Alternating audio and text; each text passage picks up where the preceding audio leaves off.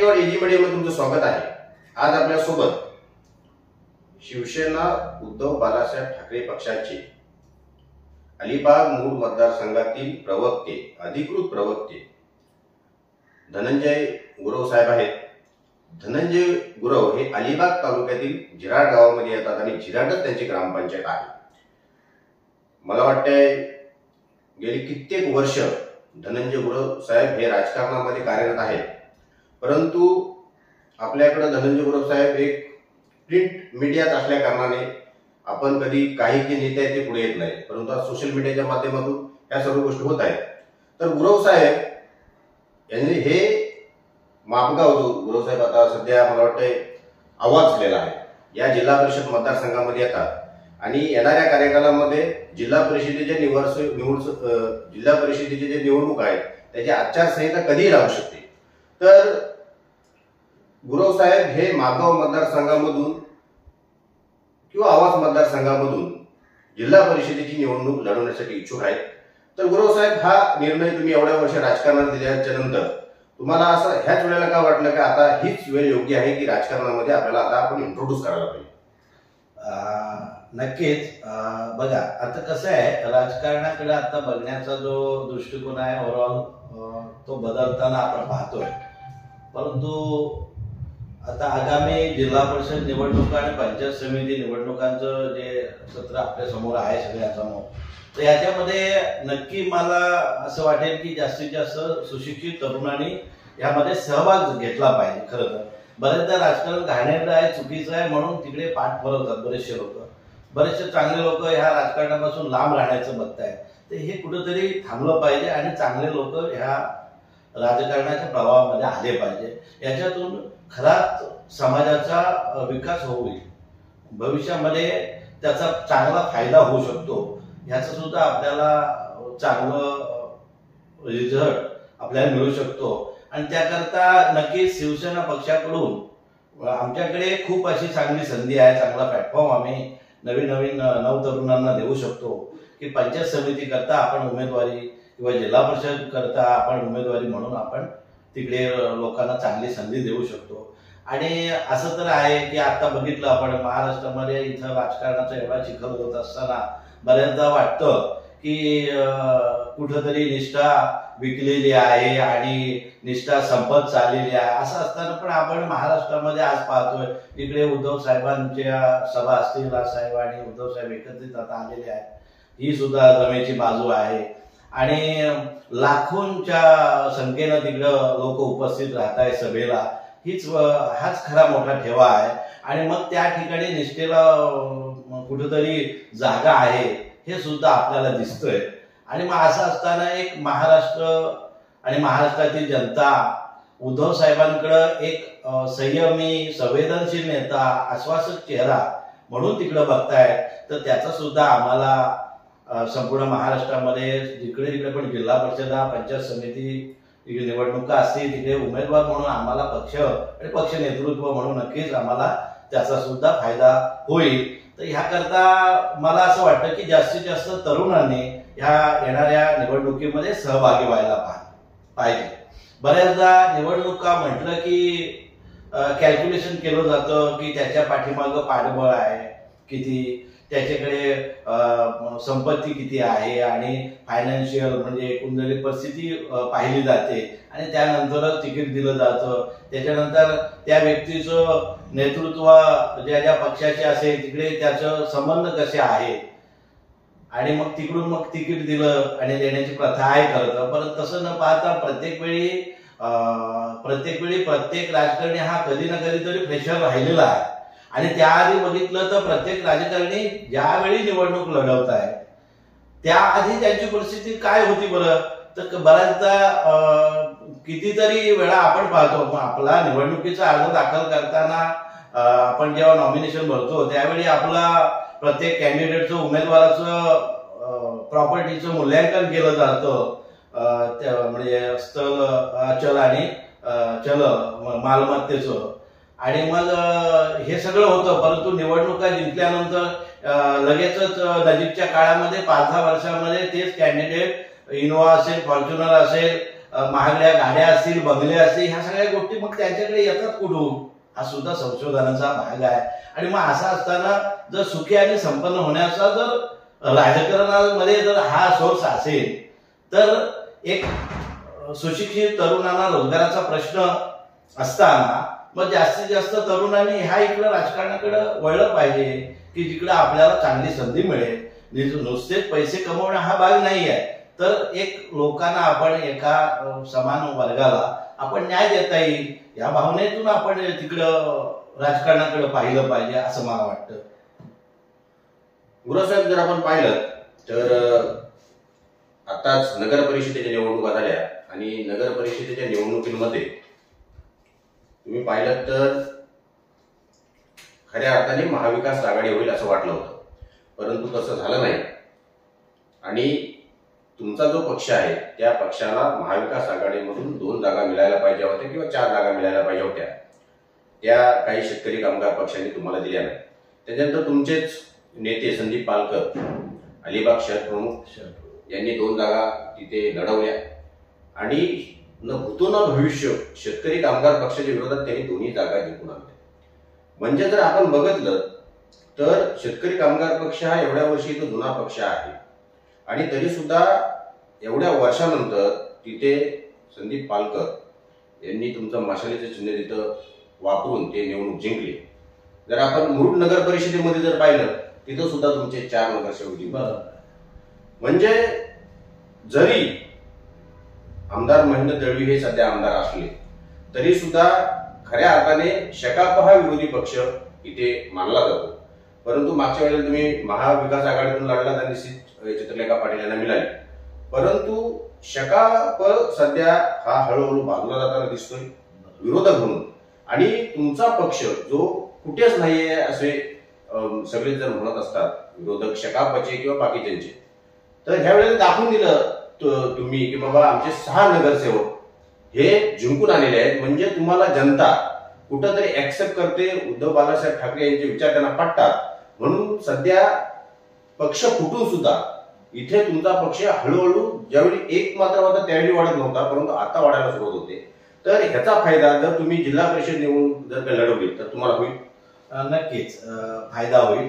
आणि आता जनतेमध्ये किंवा जनसामान्यामध्ये जो सूर आहे त्याचा स्पष्टीकरण आपल्याला ह्या नजीकच्या म्हणजे नगरपालिकेच्या निवडणुकीमधून दिसलं की अलिबागमध्ये आपल्याला जिथं 55-60 वर्ष सत्ता शेतकरी कामगार पक्षाची असताना त्या प्रस्थापितांच्या विरुद्ध निवडणूक जिंकणं, लढवणं आणि जिंकणं ही खूप मोठी दूरची गोष्ट असताना सुद्धा त्या ठिकाणी आम्ही 2 सीट उभ्या केल्या आणि दोन्ही जागा जिंकून आल्या मशाल चिन्हावरती. आणि शिवसेना उद्धव बाळासाहेब ठाकरे या पक्षाकडून ही सुद्धा आमच्याकरता जमेची बाजू आहे. मुरुडमध्ये सुद्धा 4 जागा जिंकून आला. हा आशावाद नक्कीच ह्या निवडणुकीमध्ये आम्हाला पुढे जाताना दिसतोय. आणि त्याचाच अनुसरून मी म्हटलं की येणाऱ्या पंचायत समिती आणि जिल्हा परिषद निवडणुकांना सुद्धा फायदा होईल एक पक्ष किंवा पक्ष नेतृत्व म्हणून. तर जास्तीत जास्त मी म्हणून तरुणांना आवाहन करतो या निमित्तानं आपल्या चॅनलच्या माध्यमातून की जास्तीत जास्त सुशिक्षित तरुणांनी खरोखरच या राजकारणाकडं पाठ न फिरवता तिकडं जाणीवपूर्वक हेतुपुरस्कर वळलं पाहिजे आणि सहभाग घेतला पाहिजे. आणि आपल्या समाजाला, आपल्या तालुक्याला, जिल्ह्याला पुढे नेण्याकरता आपलं त्यामध्ये योगदान असायला पाहिजे. नक्कीच शिवसेना पक्ष हा पूर्वीपासूनच ज्या 66 सालापासून ज्यावेळी वंदनीय हिंदू हृदय सम्राट बाळासाहेब ठाकरेंनी जेव्हा पक्षाची उभारणी केली त्यावेळी सुद्धा आणि तेव्हापासून ते आतापर्यंत राजकारणामध्ये 80% समाजकारण, 20% राजकारण हाच हेतू ठेवून ते उद्धव साहेब आणि पुढं नेताना ही मंडळी आपण पाहतोय. आणि त्याच कडे एक वेगळी शक्ती आहे शिवसेनेकडे. आणि नेहमी शिवसेना अशी राजकारणामध्ये राहिलेली आहे की सत्तेसाठी नाही तर ती सत्यासाठी राहिलेली आहे. आणि हे आपण आता अलीकडे आपण सगळेच पाहतोय. आणि सत्य हे सत्यच असतं. कितीही यातना आणि कठीण प्रसंगांना आम्हाला सामोरं जावं लागलं पदाधिकारी किंवा कार्यकर्ते म्हणून किंवा नेते म्हणून मंडळीनं आमच्या, तरी सुद्धा सत्य हे अटल सत्य असतं, त्याच्यामध्ये कोणीही काही बदल करू शकत नाही. अटल बिहारी वाजपेयी नेहमी त्यांच्या भाषणामध्ये बोलायचे की सत्य परेशान हो सकता है पण पराजित नाही हो सकता. त्याचं द्योतक या येणाऱ्या काळामध्ये आपण सतत पाहतोय. आणि म्हणून नक्कीच मला वाटतं की जास्तीत जास्त तरुणांनी, सुशिक्षित तरुणांनी ह्या निवडणुकांमध्ये पंचायत समितीच्या निमित्तानं पहिलं पाऊल आपल्या राजकारणाचं टाकावं आणि पुढे आपला समाजाकरता एक न्याय मिळवून देण्याच्या करता आपली भूमिका असली पाहिजे, हे मला वारंवार वाटतं. बरेचदा वाटतं की खूप पैसेवाल्यांसमोर आपण उभं राहायचं कसं. ठीक आहे, पैसेवाले पैसेवाल्यांचं काम करतील, आपलं एक लोकप्रतिनिधी म्हणून आपण त्याला उत्तर खरं तर दिलं पाहिजे. बऱ्याचदा पैसा फॅक्टर असतो, परंतु तसं असलं तरी सुद्धा आपण बघितलं तर त्याला एक प्रामाणिक, एक सक्षम पर्याय म्हणून सुद्धा आपण लोकांसमोर गेलं पण पाहिजे. तेव्हाच खरी त्याला वाचा फुटेल आणि मग आपल्याला न्याय मिळू शकतो, हा आशावाद सुद्धा मला वाटतोय या ठिकाणी. तुम्ही बघितलं तर आता येणाऱ्या काही जिल्हा परिषद निवडणुकीमध्ये महाविकास आघाडीची युती होऊ शकते, आपण असं म्हणू शकतो, कारण का आता युतीमध्ये तुटलेली होती नगर परिषदेला. तर अजूनपर्यंत मला वाटतं कालच राजाभाऊ ठाकूर यांचा काहीतरी वाढदिवस वगैरे झाला आणि त्या वाढदिवसाच्या निमित्ताने सर्वजणच तुमच्या आवाज मतदारसंघामध्ये राजाभाई ठाकूरच उमेदवार असतील अशा पद्धतीचे एकंदरीत चित्र निर्माण केले जाते. परंतु आता तुम्ही सांगितलं की मीही इथे इच्छुक आहे, तर अशा पद्धतीमध्ये जर का महाविकास आघाडी झाली तर किंवा महाविकास आघाडी जर नाही झाली तर ती जागाच्या बद्दल पेच प्रसंग निर्माण होऊ शकतो. हा नक्कीच होईल, पण आघाडी म्हणून आघाडी धर्म पण आपण सांभाळला पाहिजे, पाळला पाहिजे, नेत्यांचं सुद्धा आपण ऐकलं पाहिजे. ह्या मानसिकतेमध्ये सुद्धा आम्ही आहोत. पण कोणी उगाच दंड थोपतच असतील तर ते काय बरोबर नाही. प्रत्येक ठिकाणी कोणतरी निर्माण होत असतो आणि सर्वसामान्य मतदाराला आणि जनतेला हा पर्याय त्याच्या वेळी तो मिळत असतो, हेही आपण जाणलं पाहिजे. मी शेवटचा प्रश्न विचारतो. तुम्हाला चांगल्या पद्धतीने माहिती आहे की विधानसभेला आमदार महेंद्र दळवी आणि छोटम शेठ विरोधात लढले आणि कालांतरानंतर छोटम शेठ यांनी शिवसेना शिंदे गटामध्ये प्रवेश केला. प्रवेश केल्याच्या नंतर आता समोर जिल्हा परिषदेच्या निवडणूक आहेत.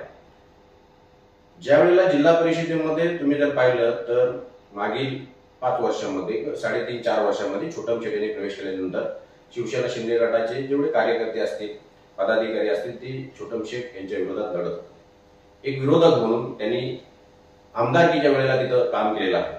असं असताना जेवढी आता जिल्हा परिषदेच्या निवडणुकाच्या तोंडावर छोटम शेठकडे शिवसेना पक्षामध्ये गेले, जिल्हा परिषदेमधील पंचायत समितीमधील त्यांची माणसं इच्छुक असतील तर एकमेकांच्या विरोधात काम करणारी ही लोक काही महिन्यात जवळ येतात आणि त्याच्यानंतर ज्याच्या विरोधात आपण काम केलंय तोच आपला नेता म्हणून तो उमेदवार असेल असं ज्या वेळेला आमदार सांगतात त्यावेळेला त्यांच्या मनामध्ये किंवा मतदारांच्या मनामध्ये एक संभ्रम निर्माण नाही होऊ शकत किंवा हे असं कसं होऊ शकतं.